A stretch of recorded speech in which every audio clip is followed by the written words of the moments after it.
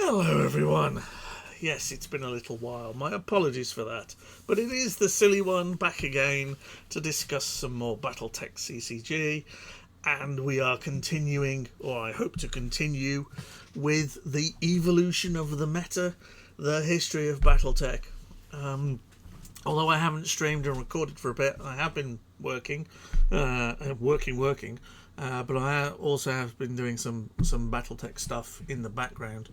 And what I've gone through is the Duelist magazines, every version of those, and pulled out all of the Battletech articles and scanned them and whatever else. So I make no apologies for that, as per this little mad cat telling you so. One of the adverts from whichever version it was, the version that had the contest in version 15, which I think is November 97, which is a bit bizarre because this is after Worlds, and no, December 96, so that's possibly January. Not sure. But we've looked at the meta. We looked at the start of the game where there were no unit limits. We've looked at the decks that came up in the first World Championship and the evolutions of the potential two meta types there. The Inner Sphere Swarm and the Davian. Sorry, not the Davian. The Wolf Hunter. Okay. And to continue and support this kind of line, I'm going to go through the expansions as they happened, and there were three after Counter-Strike: Mercenaries, Mech Warrior, and the power creep, ill-fated judgment that was Arsenal, and look at each of those and how they have or had an effect on the meta. But whilst I'm doing that, because that's effectively in a chronological order, I'm going to be slotting in some of the articles and things that happened and appeared in the magazines along the way. So this is the Duelist, and I believe this is December 97. No, this is April 97. So I think these are about every 3 months. So here we go in April 97, before the first World Championship. They've announced that reinforcements will arrive this April. So this is April 97. This sounds like it's straight away. Whether the date on this is even right, I don't know. And it says Battletech expansion. Counter-Strike. Sorry, that's my mistake. Counter-Strike has come out here. I was thinking this is Mercenaries. It's not. So Counter-Strike came out April 97 in time for Worlds August 97. And you get a very, very nice... what have we here? Here you go. Happy Valentine's Day. Available from February the 14th. Very nice stuff. And then there was they did a FAQ of, this is kind of the stuff that was on the Wizards website and stuff like that. Exactly. And there's a little errata there about Bjorn and combat. Oops, excuse me. Combat engineers. Let's just have a little zoom in here. There's all these mission in sequence and overheat options, narcs not cumulative, and other things like that. And they even printed. What a great waste of space this was. Although potentially at the time there wasn't much in the way of the internet, so having a full list like this was one of the few ways of doing it. A complete list of cards in alphabetical order, with rarities and artists and stuff like that, and people would use this as a checklist for their collections. And then I think I've shown this, but there was in this particular version a fold out player map card, whatever you want to call it, which kind of has some representation, but just it doesn't work in that respect. It works for a simple game, but Battletech's not that.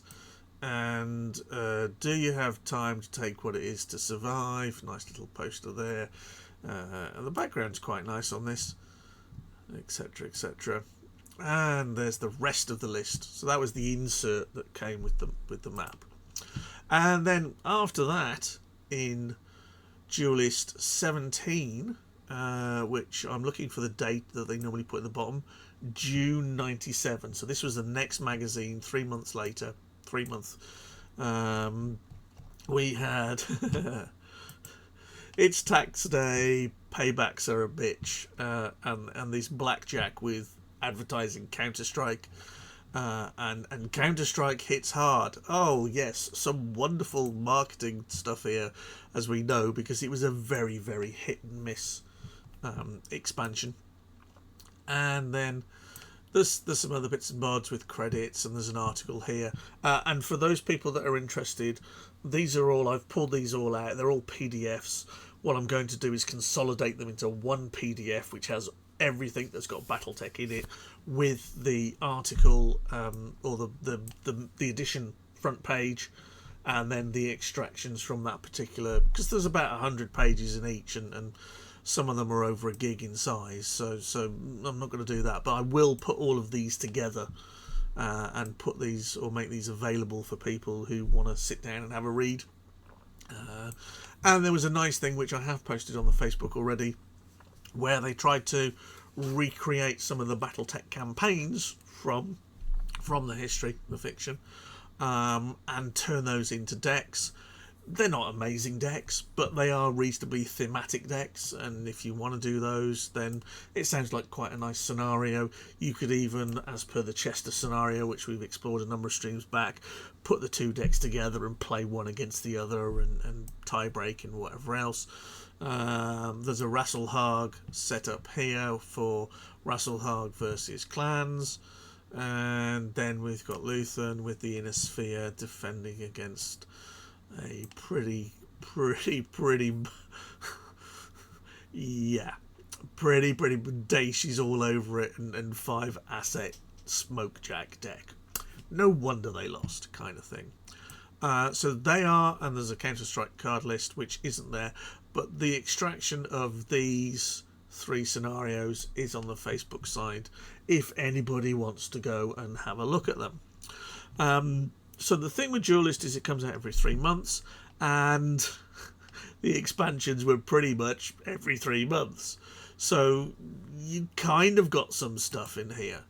So if I head back over here, this version of Duelist 18, which came out in August 97, so this is just after Worlds, has the Mercenaries box with the advert. Mercenaries is the next expansion for Battletech. Close to 100 new mercenary cards. They were pretty consistent with the expansions being about 100 cards. Due out in August, the set features renowned and unique personalities from Battletech universe, apart from all the ones we didn't include. You know, we didn't decide. FASA didn't want Aiden, so we didn't do Aiden, so we did Pride, a really bad mission card, and yes. Cars. Right, so where was it? Mechs exclusive to the TCG. Mechs exclusive to the TCG. That sounds crazy, because they wouldn't have been included in the board game. Comstar cards and new cards for the repair reload phase give you more options than ever before for crushing your opponent. The expanded coverage of Battletech Mercenaries will appear in the next issue. Alright, we'll have a look at that in a minute.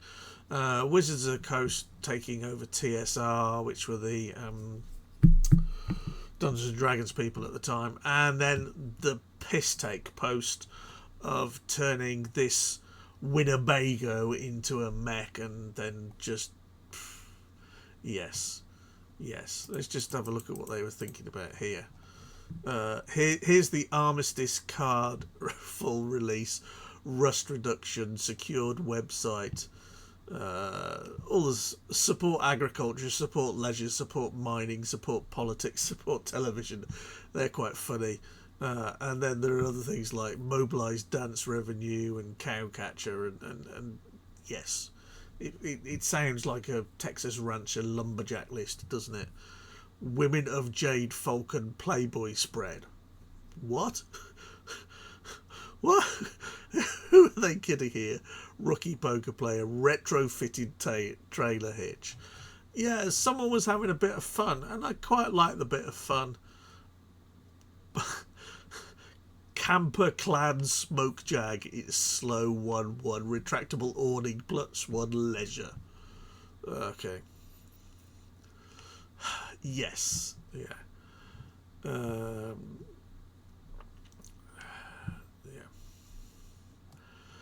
Yeah. So they're having a bit of fun, and I suppose that's the. Is this an April? No, it's not even the April Fool's Day list. It is a bit of a mick take, and I kind of quite like it, but I think maybe the game should have been a bit more established, or whatever else, you know. So anyway, let's look at the Mercenaries stuff, which appears in this very nice duelist with a Phantom on the front. Is that the Phantom Prime? Okie dokie. And here we go. Don't miss the Magic World Championship, the Hired Guns contest, which Dan Stahl won using all of those people on Alpha Strike. And they finally gave him his prize for that. The very nice Axeman picture. 327 kills, but who's counting? And then here we have Mercenaries, more bang for your buck. And yes, it was more bang than Counter-Strike, but Counter-Strike wasn't exactly a rocket. It was more of a sparkler or a little candle on your birthday cake in that thing. So again, I'm not going to read the article. It will be made available for you. And this is all about using Mercenaries and other things. And they have this deck, which I think I mentioned last time, which is exactly the best deck ever. And I think my critique here is very often they put all these decks out and everything else, and throw them out there and make them public. And at least, for God's sake, make them reasonable and playable. I mean, I've had a moan at this. There's one Comstar support, which is the only way to get munitions in this deck, and you are running 2 stealth. If that Comstar support gets scrapped, you're playing for the stealth. What is the stealth? Stealth 3, 2A, 2M. You're paying 5 for a 172 jump fast. It's a speed bump, basically. It's a blocker. But you're paying 5 for that? And you're just thinking, no, what are these guys on? And obviously there is a big Davian and Comstar contingent in here because the Mongoose hadn't changed. You'd still got the Hatchet Man. You've got Comstar wise, we've got Mongoose, we've got Lancelot, we've got Black Knight, and then on the Davian side, you've got the Zeus and the Jägermech and the Hatchet Man. So it's drawing primarily from there. And then you've got this massive list. 1, 2, 3, 4, 5, 6, 7 contracts. No missions, which, fair enough. And then you've got Rhonda and Sharilar in there, and you're basically playing an ATP deck. And then when you look at this, there's like 7 of these, and there's only 3 politics. Okay, you're playing Outreach Mercenary, but that's got its own problems, as we'll see in a bit. So this deck is one for Gustav's kitchen table, possibly Gustav's kitchen sink, depending on what you think of it. But I think my issue was that it was published and they were saying, hey, this is great. It was like when Peter's World Championship deck was published, people were going out and there was a scrap to get Fenris A's because they were uncommon and nobody had them. And people were trying to get heavy fogs but didn't know how to use them. Okay. And then they did a nice feature article on some of these. Oh, the other thing I should mention is all of these contracts are rare. And then you've got Sharilar and Rhonda as rares. Okay, they were one-offs in a deck. The Lancelot is rare as well. So this wasn't even the cheap deck that you could get. If you opened an entire box of boosters, which was 36, and there are about 100 cards, and it was an equal split of about a third common, a third uncommon, and a third rare. You were lucky if you got a set. Invariably, you ended up with spares that you traded to make your set, to have one of everything. So you might get these if you're lucky, but they were all rare. And you wouldn't get this if you just went and bought a few boxes of boosters. So yes, they give the history of the Erendanis and Snords and Blackthorns and everything else. And again, it's all in there. And the problem was, and this is the problem with every mercenary card, people just didn't play them. So you had an entire expansion featured around these mercenary cards. And there were 7 or 8 of these, or a whole number of mercenaries thrown in there, and cards to support them. You know, Ron the Snord, Mercenary Relations Division, all these cards to support them. And nobody played them because they were crap. So Mercenaries really struggled because the main theme wasn't actually playable or usable. There were some nice Comstar bits in here, as we'll see. We've got your Anastasius Falk, which is playable. Yeah, it's a good card against Clan. Mindo, which, yeah, and Sharilar, potentially, and a massive card list, and the nice picture from the credits and other stuff in there. So that was the official thing that came out in the journals, on the tabloids. And then if we look on to the next edition, so here we go. Sundholm wins Worlds. Great. But when was this released? This was released in December. So 6 months nearly. Okay, maybe not 6 months. But a long time before they released what was... He'd won Worlds. You know, you'd have thought it would have been in the previous version. And I want to have a look at this because, again, this is the message that's being sent. Sundholm wins Battletech Worlds. More than 100 Battletech player aficionados travelled to Columbus, Ohio in mid-July. So it wasn't August, it was mid-July. And they're releasing this in December. Bad. Okay. For the first annual Battletech World Championship, Origins, 62 participants actually competed in the tournament. Although six on-site qualifiers that averaged 25 players apiece were held, awarding individual winners with free entrance into the World Championship. That was what Peter talked about the night before in the qualifiers, and Shu Yigao absolutely obliterating people with that Davian Swarm. The World Champion Tournament consisted of 7 rounds of Swiss-style pairings, the first 3 in sealed deck, the last 4 in constructed. Well, how does that work? I don't understand that. Following 7 rounds of Swiss, the top 8 players then completed in quarter-final matches using their constructed decks. So the first time they played sealed, so make your own decks up from this, played 3 rounds of that and then played 4 rounds of constructed, which is bring your own deck, which seems a bit strange for a world championship and you're combining all of the formats. Normally they're split.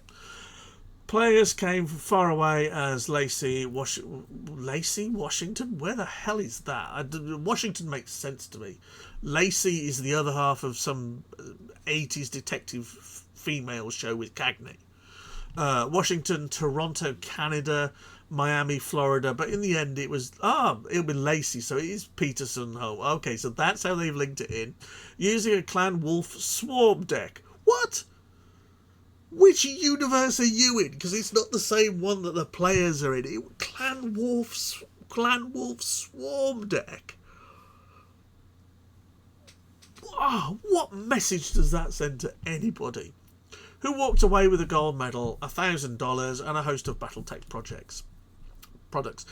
His package size included Battletech starter decks, booster packs, 3 autographs, cards, an original art piece of the Zeus. Terry Borer from Ontario, Canada, that's why they've put that in there, finished second using the Steiner Hammer deck. Yeah, the McMallet stuff. Silver medal, $400, starter decks, boosters, 2 autograph cards, and an original art piece of the Clint. Nice, if it's depending on which one it is. Rounding out the top 8 were Shu Yao, third from Ontario, who used a house Davian Overwhelm deck? Because there are 2 copies of the Overwhelm card in there. Overwhelm deck? What? Okay. Bronze medal, $200. Rick Bird, 4th. Ohio used a Clan Wolf Superior Nav deck. I think that's reasonably fair because I think he had 3 or 4 in there. And then you got Ralph Anderson using a Davian Temporary Ceasefire deck. And again, there were 2 Temporary Ceasefire deck, 2 Temporary Ceasefires in there. What are these guys using? They're just randomly picking a card that's got more than 2 in the deck and saying that's the theme. It's like, oh, he played an assembly deck, or he played a tactic swarm deck where you fill the card table with tactic support cards. What else have we got? Jim Keeley, who got another Superior Nav deck. I'm not so sure there were that many in there. I know one of them. In fact, let's have a quick look. Jim Keeley's deck. Superior Nav, yes, there are 4 in there. And who was 4th? Rick Bird. 3 Superior Navs. Maybe. How would I classify this? It's quite a value clan deck. Your Ullers are cheap and you get good damage out of them. Your Fenrises are more durable. Your Man of Wars are pretty durable again, and your Berserk Warrior. Is it a pilot deck? Clan pilot? Not sure. It's just good value all round. Whereas Jim's deck tends to have faster, Superior Nav, Heroic Sacrifice. Again, what would you call it? I'm not so sure I'd call it much, really. Mike Fitzgerald. So this is the Temporary Ceasefire deck with 2 Temporary Ceasefires in it, and there's a couple in the sideboard. There isn't even any in the sideboard, so they've called the whole deck based on 2 Temporary Ceasefire. It's probably more of an Inner Sphere missions deck than anything else. Ralph's is pretty much the same deck. And then who was 8th? Oh, Barry was 8th, of course. Barry with his unique take on this. This is the kind of swarm, no missions Morgan Kell deck. The idea to play lots of cheap units and then put a Morgan Kell on a Caesar for a sweet 6. Or a Crockett for more than that. So yes. Where were we? We were on this one, weren't we? Davian Temporary Ceasefire deck. Barry 8th. New Jersey. He's the House Davian Horde deck. That's probably the best name out of the lot. And a group dinner with a game. Richard Garfield. Okay, Glenn Elliott and Dave Schwimmer wrote that. So. Yeah. And okay, yes, fine. It's the origins of stuff. But no way was Peter's deck a swarm deck. It was a fast hunter. Barry's deck with a horde probably has the good theme of it.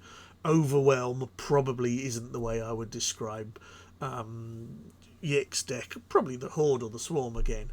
And the McMallet House Steiner Hammer deck. Yeah, fine. But this is what's put out there. This is what was told to the masses. So you can see that if people are told shit, then yeah.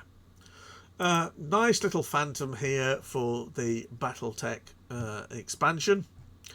And then I had to include this. Navy SEALs, Kamikaze, Mafia Ninja. They are wussies. Because we have Mech Warrior coming up. And you can see the early card art. Here's Prometheus. Here's Victor. Note that Victor's a +2.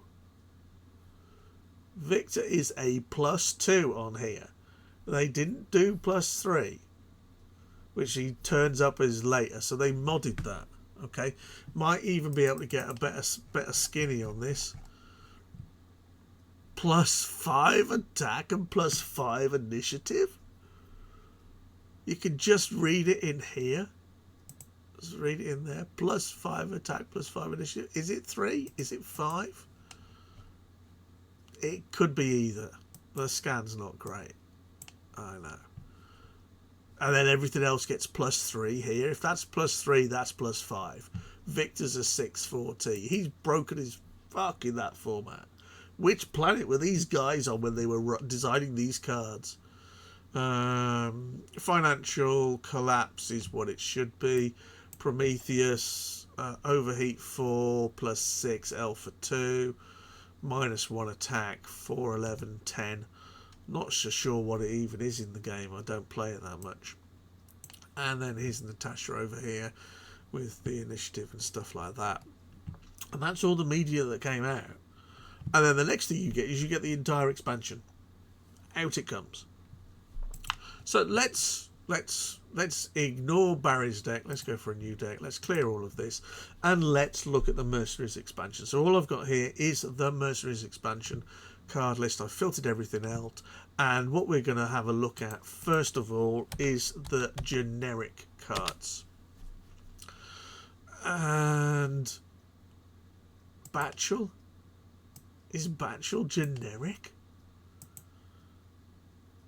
It's a bit... I'm not sure about that. Play anyone blocking an opponent controls at least one clan card, you get 2 initiative. Your opponent cannot deal damage with more attacking mechs than the number of blocking mechs. Mechs that deal no damage for this reason do not receive damage.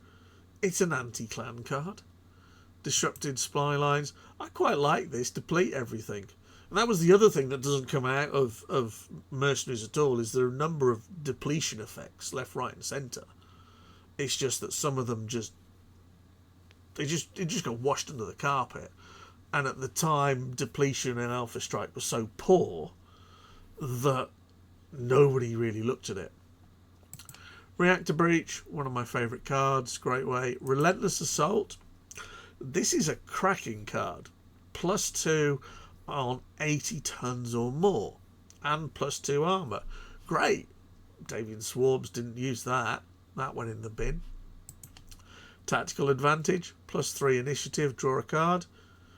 I can see tactically why it might be quite good. But again, nobody played it. Taking the hit. Yeah, okay. Unopposed. This is probably what they should have done at the start with effective groundwork. And simple as that. High profile target, supposed to be played on one of those uniques that's supposed to be so good. But it's so situational. Mech rotation heals, most things die. Ammo truck is quite reasonable, but it sits there in your command line. It's only ever going to be a fun game. Rapid deployment doesn't feature here. It features much later. Repair facility, everybody likes, or lots of people like, and yeah. Strip mining's quite decent. It's just at this point in time, nobody was playing logistics. Everyone was playing AT or AM&T because of Worlds, and you've got this, which is actually a good card. Trans delay. I do like trans delay. For 1 and 2L, you can deplete your opponent's mech when it comes out. Again, depletion effect.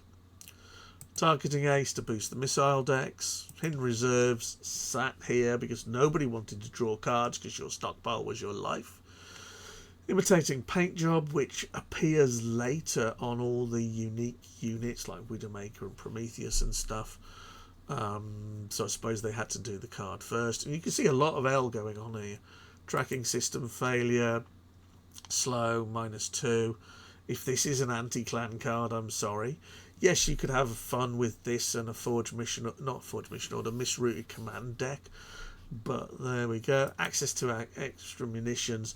This is the card that's supposed to improve Alpha Strike because it says they don't deplete. And again, this is some of the theme with Mercenaries is anti-depletion. Difficult terrain, which was never even an enhancement at this point. It wasn't even a terrain card.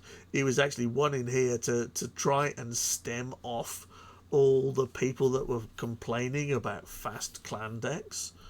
So play on a site, mechs attacking that site are 1 speed slower. So you played it on a site? Site. So yeah, and that's of course when the scrap heap was a site as well, so that was the idea. Booty cache, politics doesn't appear. Assault on the rear echelon. Until the end of turn, any patrolling mech that blocks are depleted at the end of the mission. That's quite a powerful effect. Again, more depletion.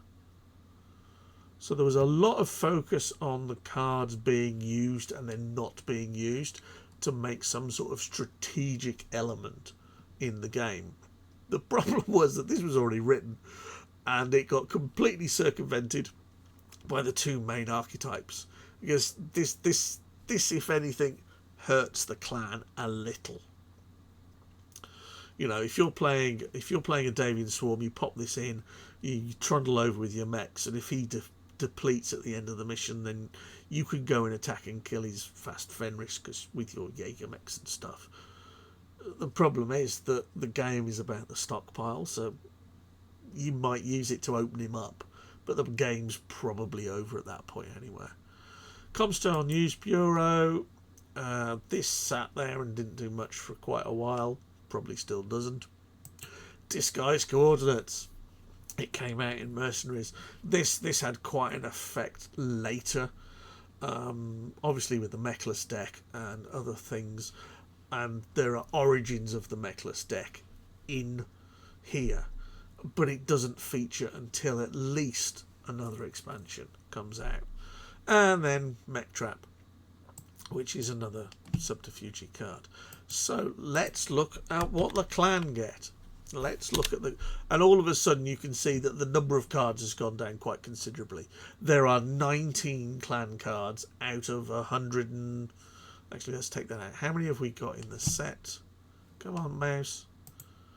101 cards, of which 19 are clan. And let's have a look. How many are generic? Generic 25. So 19 and 25 is 44. Okay, so you can see why clan players get pissed off, because they don't get any cards. Aletha. Alright, so let's look at what the clan's got. Aletha, quite nice. Ghost Bear, Dragonfly, Risky Combat, Jump deck. Very good against the Wolf deck, but really, really bad against the Inner Sphere Swarms, because they can't kill resources. And how do you get through the game playing against the Swarm decks? Is you kill the resources. So she's useful, but it's rock, paper, scissors type thing. Van de Van Chisto, politics. Restock the top card of your scrap heap. That's quite useful. The guy's politics, though. You know, I love the way his beard goes in one direction, his hair goes in the other. Yeah. It's just the baboon, and a 030 with the missile. Yeah. Phantom Prime 152-ECM 4 1A 1M 1T. Why would you play this over Fenris Prime? It's more cost.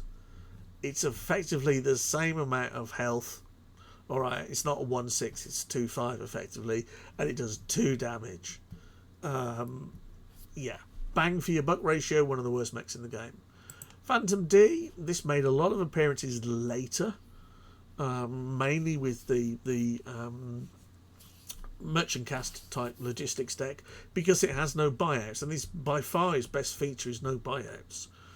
A 154 for 6, it's on the edge, and when you look at a lot of decks at the time, most of them, even the fast clan decks, did not play more than 5-cost units.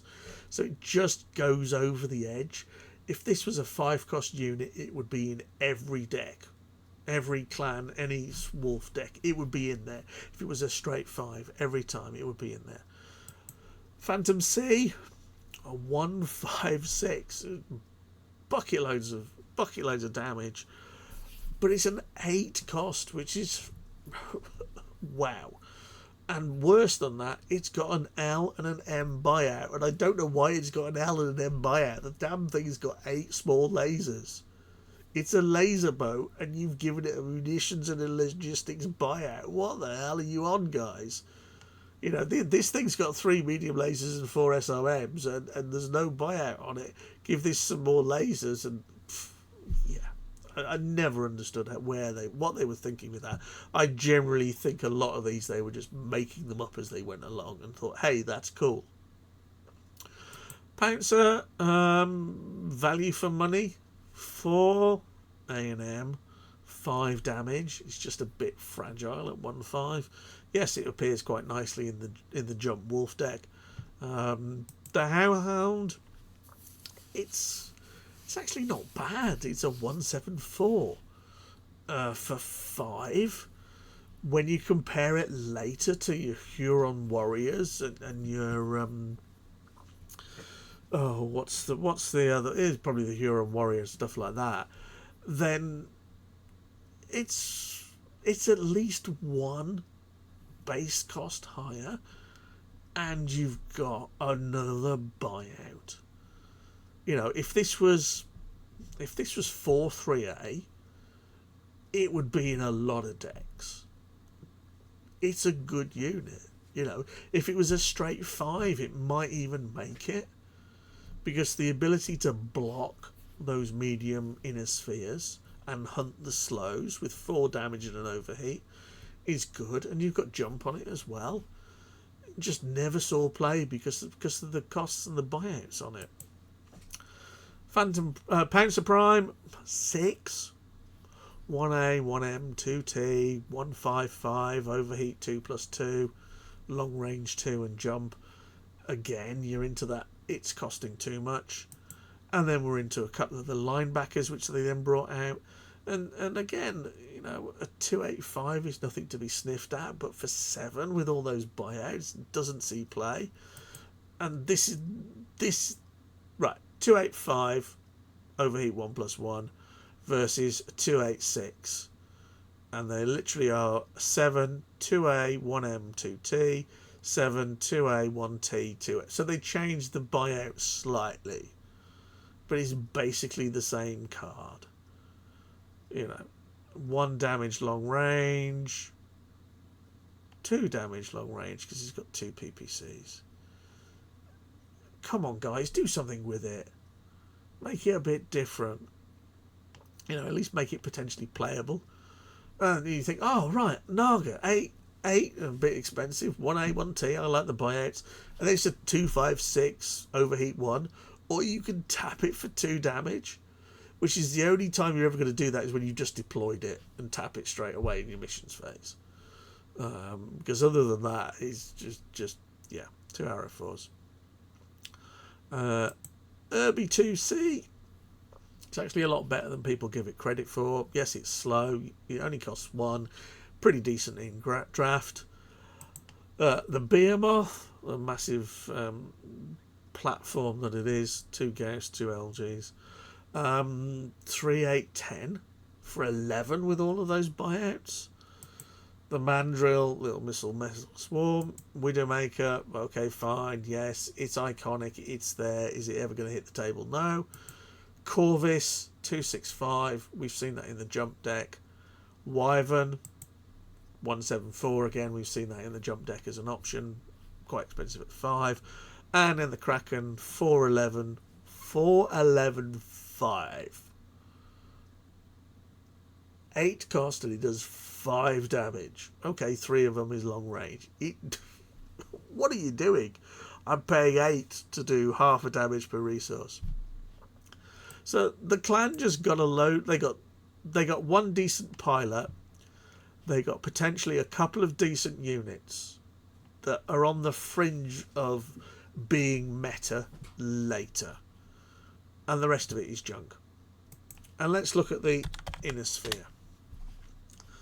So, and again, 57 inner sphere cards. So the clan get literally the inner sphere get 3 times as many cards as the clan, and you see why clan players are pissed. So Missions. Comguard response team. Yes. Anti-dasher fodder straight off. Target gets +4. Stockpile. Hunting units. Hunting and assembly. Whatever else. Brilliant. Really, really good card. That went into a lot of the Inner Sphere decks. If it didn't go in at that point, it came in the future. Last Stand at Hanover. Underworld Connections. Mashkarovka Headquarters. They're all just binder follow. Aerial Reed doesn't make an appearance at all until you get to the Star League era with Crusade. But again, quite an important card. Protection Racket. Hyperpulse Generator. Kenny Ryan comes into the Star League deck as well, but most of these aren't that great. Mercenary commissions here. This is the theme. It's Mercenaries. Search your stockpile for a mercenary card. Show that to all players and put it in your hand. 0. Nice. 5 politics. Horrific. You've basically got to play ATP. It's better than people think for. Okay. And I can prove that. I've got a dual stockpile deck lined up for Chester with those, but that's another story. Mercenary contract, there's just standard contract. But this is the big problem with contracts. What if your mech gets that bonus?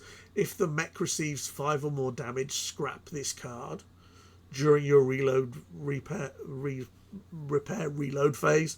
You can pay 1, 2 politics. Otherwise, tap this card and your opponent gets hold of it. So they can basically give it to somebody else, and then they don't play the politics buyout because they're trying to put units on the table, and it comes back to you and back to them. And this poor mercenary company are just taking no resources each term and don't know who they're fighting for, and just constantly end up beating up the other side. I would have preferred a much more interesting design where maybe they came in with something like I don't know, maybe we'll just say 1 armor and 12 structure, shall we say. And then each mission, depending on how many mechs got damaged or something, you dealt 1 damage to it or something or other. So instead of receiving 5 more to scrap it, because 5 is really easy to get to. A 2 and a 3 is easy, a 1 and a 4 is easy, a 5 on its own. You look at a swarm deck, it's so easy to do 5 damage. That limit is way too shallow.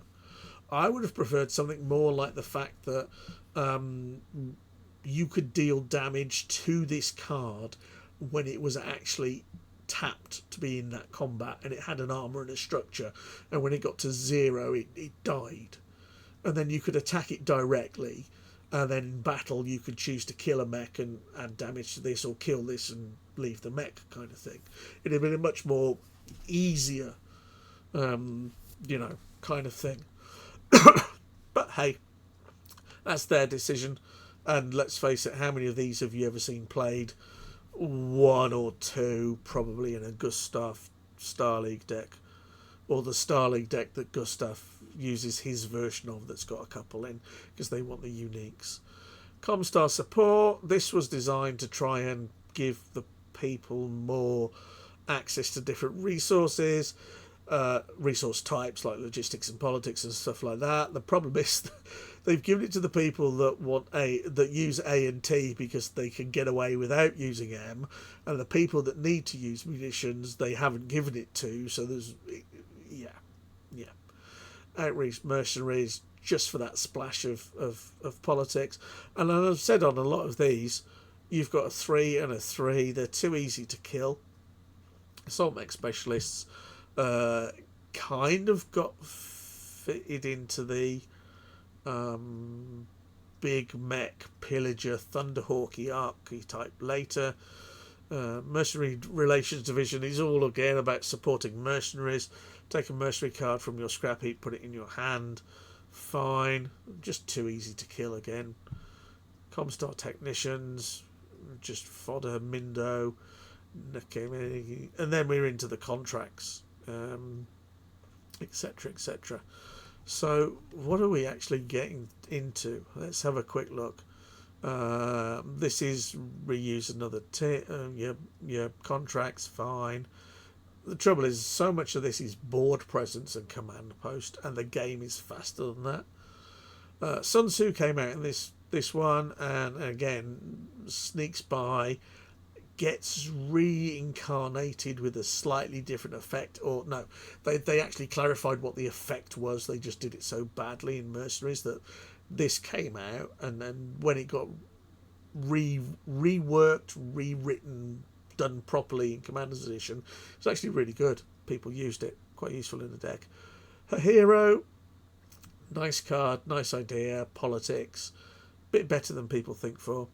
Sharila, it's a good way of closing down initiative decks, but everything jumps. So is it prevent a mission, or is it make something jump? And then we're into stupid things like artillery bombardment. Rhonda's really good. And Anastasius, I mentioned. Omi is very, very niche. And then we are into the units. Dart, never going to affect any game. Put it in your weenie deck. Venom. And again, this it's a 1-1A, 1M, 0-3, 1 overheat 1. So you get 2 out of it. So it's a good dasher killer. Then they revised it and turned it into a 2-cost 1A, 1T buyout. And you're thinking there are so many clan units that want to lose that munitions buyout for a tactics buyout. And they do it on the inner sphere, which has probably got the upper hand. Scarabus, awful unit. 3 cost for 1 damage, maybe with a 1 with a hatchet. Stealth, again, really good if you could lose the munitions. Great in draft. Really bad in this format for diversifying for the inner sphere swarm. Jackal is the same kind of thing, although this will make an appearance in an expansion or two's time, and that's something that a lot of people will probably miss. Hammer 052 medium, never going to change the world. This Hermes is medium 1. I mean, I suppose if you pay 2 for it, it's not the end of the world. But you're thinking, wouldn't I rather pay 3 for my Wolfhound?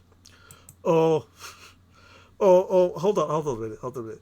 I could pay 2 for my Hermes here, paying the buyout because I'm not playing munitions, and get a 152 on the table. Or I could pay 2 for a Night Sky at 172, overheat 3+1, jump, axe, hand to hand. This card is busted as frick. Absolutely busted beyond belief. And if you were going to hand the initiative to an inner sphere swarm, then giving them a 2-cost medium unit that's a 1/7, 8 cost to kill, with jump, with 1 damage on it, and an overheat 3+1, and 1 for a slower unit because it's got an axe, is not what you want to do to keep a balanced game. This thing is absolutely bonkers, and they admitted as such later. Okay, we'll compare it. Turn up to Night Sky. So let's compare it to what else was around at the time. So what else was there in that slot? Let's take the Mercenaries filter off. There was our Centurion, and there was our Wolfhound. Okay, so let's just see. We're going to pop back in a second. We're going to see how absolutely bonkers this card is. All right, so Centurion, 2 cost, 162, Alpha 2. You can get 4 out of it. That's quite nice. Okay. But without assembly, it costs you 4. Night Sky, 172 for 2. Okay. Wolfhound, 3 cost, 153, jump, overheat, 2+1. So it does more damage, but it's nowhere near as durable. Now, the point here is that if I send my Wolfhound across once, I get 4 damage out of it. You kill it. I get 4 damage out of it. It dies. Okay? And it's easy to kill because with an overheat of 2, you only need 4 damage to kill it. or you could just have 2 3-cost units as 3 damage units, get rid of it. Okay, Centurion is a little harder because I need to get to the magic 7. Maybe I alpha it for 4, maybe I send it across twice, I still get a 2 and a 2, maybe I alpha it on the second one, the most I get out of it is a 6. But with the Night Sky at 172, I send it across, it does 2, I might get an extra hatchet damage somewhere along the way, possibly. I can overheat it for 3. The chances are it's not going to die. Because even with 3 damage on it, I've got to score, where are we, 8, I've got to do another 5. So I could just not overheat it and send it back over again for another 2. And send it back over again for another 2. So the chances are that you're either going to kill it or it's going to be around for a while. Probably 2 or 3 attacks. And this is why this at 2 cost is miles better than the Wolfhound at 3. This is wrong. This made everybody play Swarm. Now, let's just, whilst we're here, see what they did to it. Let's get rid of that. And then we have the Night Sky revised, which I want to show how bad this card is. So here's the revised version. Okay, they took the overheat off it and gave it another point of attack, which probably makes it stronger. Gave it jump and gave it hand to hand and increased the cost to 4.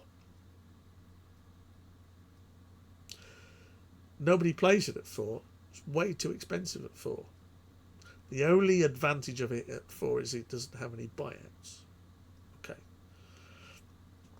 And then let's compare it to the other option at this point, which is very similar stat wise. Let's compare it to the Wraith, which is a 173 jump. So here's our Wraith, 173 jump, fast, Lau and Marek only, 438 2T. And it's fast. Here's our Night Sky, 173 jump, hand to hand, no buyouts. It's medium. So why is the Night Sky 4? Where I've got a fast mech at 4 with some buyouts. I honestly think that the Night Sky at 3 with probably some A and T buyouts, or maybe even the Kiss of Death with an M buyout, is probably where it should be. And I think when they changed this, they got very, very careful, of very, very nervous about doing the same thing again, and overdid it. They went the wrong way. Okay, so Night Sky went straight into the Inner Sphere decks, straight off. Where are we? Night Sky. Snake didn't do much because of the munitions buyout. The Anvil's reasonable, but again it's buyout. Here's a Human Warrior, a 173 at 4. 173 at 4. You're comparing this to the Night Sky. 173 at 4. Overheat 1. Okay, fine. And then Night Sky is 2. Why would you pay this with 4-2M buyout when you can have a Night Sky? It's just gross. Grim Reaper, munitions buyout again. Thunder. I actually really like the Thunder because most people forget that it's a medium. And you put a sharpshooter on this, it's great. The trouble is the sharpshooter's T, and then you've got A, L, M, and T, and you've got a 4-asset deck. What a total waste. Take one of the buyouts off it and turn it into something useful. Again, that'd be really good. Hercules, again, decent unit. Medium speed, 284, durable for 5. It's not bad at all. Great in draft. Yanglo Wang, 5 cost, 163. Very expensive for what it is. Gunslinger, 397. No buyouts. Good for those big decks. This turned into Barry's, Morgan Kell and the Seven Dwarfs. Apollo's a missile. Penetrator. Tempest. no buyout on the Tempest is quite nice. Grand Titan, Albatross, Salamander, Ronda's Highlander, and the horrific Berserker, which costs you 7 to do 3 damage or 4 damage. So all of a sudden, Inner Sphere Swarms weren't playing with the Jaeger mechs anymore, and the not the Clints, the Whitworths, because what happened is it went straight into Night Sky territory. The Night Sky just why would I pay either of those? Why would I pay 3 for a Jaeger, 2 for a Jaeger mech, which can be hunted and is slow, when I can have this? Crazy, absolutely crazy, you know. And that decision to took this out at a 2 changed it. If this was a 3, it would still have been played. It would still be worth it for the medium speed. It's durable. It comes back because it's so hard to kill at 1/7. At 3, it would still have been played. People would have whinged and moaned about it being too strong, but it would have been playable, and it potentially wouldn't have been as bad. But the Night Sky Swarm, all of a sudden, when you look at Yick's deck, let's pull out Yick's deck. Where's it gone? Here it is. So let's drop the Jaegers. Let's drop the Whitworths. Let's up the Wolfhounds. Let's add the Night Sky. There you go. Mongoose is still kicking around because they haven't made the Comstar stuff. And you're playing 6 Mongoose, 6 Wolfhound, 6 Hatchetman, 6 Centurion, 6 Night Sky. You're playing 30 units, and only the Wolfhound costs 3. Only the Wolfhound costs 3. You may have gimped on your curve slightly, if you remember the article I did where, you know, you got 1 and 2 cost mechs, and then you go a 1 cost, and then a 2 cost, and then a 3 cost. And then you go 2 2s or a 1 and a 3 to make your 4 cost, and you keep chucking them out. You might have tweaked that slightly because you've taken some of your 1 costs out and turned them into a 2. But with that Night Sky, then who cares? Who cares? What else do we do here? We might we'd probably put a Comguard response team in for those that are getting hunted. Probably drop the Luck of the Foxes in there as well, because the Bearer deck was on its way out. And the only other thing you might consider is probably on top of that maybe a pushing or something or other like that. But you know, where's tactics? We've got tactics in here. We have got tactics in here. Yeah. So all of a sudden this deck got so much stronger because the 2 units you're taking out the Jaeger mech.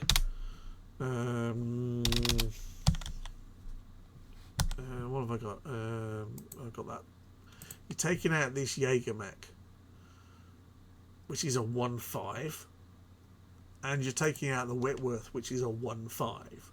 They're the easy ones to kill, and you're replacing them with a 1/7, which is even harder to kill. So the Inner Sphere got really, really strong in Mercenaries because of the Night Sky more than anything else. And the clan got very, very little. The clan got 18, 19 cards. Okay, the Inner Sphere got a lot of Mercenary stuff, and you can probably argue that they had about the same amount of cards as the clan, plus the Mercenary package, with all the support cards of untapping and tapping this and sourcing them out, and the contracts themselves and everything else. But the clan got very little in meta support. Maybe a Phantom D. Phantom D is probably the best bit for the meta support, and it doesn't feature that often at 6 cost. And then the Inner Sphere got the Night Sky. It's just... So, because of this explosion in the number of Swarm decks coming out, and two of them are starting to develop or invent slightly larger units in there. Some of them are still playing this same kind of theme, etc., etc. And then, obviously, time for the future. The next expansion, Mercenaries, not Mercenaries, Mech Warrior. The next expansion, Mech Warrior, changed that again quite drastically, as we will see. But we are not going to see that now, because I am done. I have... Leave that there. Leave that there. The card that everybody complained at, the card that everybody knew was wrong, and they still printed, which changed the meta quite drastically. And as I said, because it was a pain to get rid of at 1/7. So anyway, I'm done. Stick a fork in me. That's the end of that 3-month period after Worlds, going over into April 98 kind of thing, where Mercenaries came out, the meta changed. Okay, next time we're going to do Mech Warrior, and boy, there are some changes in there. And then after that, I've got to check, because I've got some decks I want to do and things I want to show at various points, of which I need to make sure that the order is right, because I'm doing my timeliney thing. So I've got those kind of ready. I just need to make sure that I'm slotting them in at the right point. So that'll be next. And we'll continue with the great evolution of Battletech. But until then, I will see you. Look after yourselves. It's a big bad world out there.